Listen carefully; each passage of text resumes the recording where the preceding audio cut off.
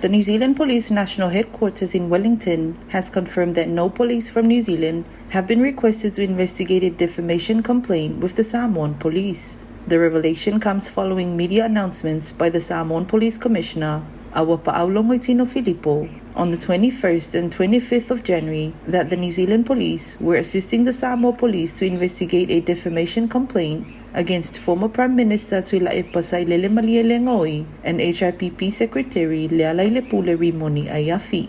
Samoa obtained written confirmation from the New Zealand Police National Headquarters in Wellington, dated 30th January 2025, that the New Zealand Police have had no official request to investigate this matter and would not investigate a case of this nature.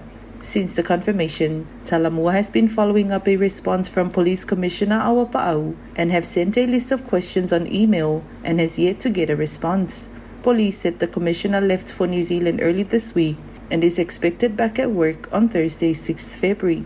Awapa'au was responding to media inquiries on the 21st January that the Fast Party leader La'auli's 2023 complaint is still under investigation and the New Zealand Police were assisting local police with the investigation. The complaints relate to the unresolved 2021 hit-and-run incident and the comments by the HRPP secretary on a video clip posted on social media that implied La'auli and his late former associate minister, Vaele Yonapaya'awa's involvement. In the video clip, Lealailepule went further to name the police commissioner as a source of information, saying the wife of the late MP, Tupuola Mativaele, confessed to the police commissioner that her late husband was involved. The comments were repeated by former PM Tuila'epa weeks later and implied that if the late associate minister was involved, then La'auli must have knowledge as he was his former associate minister.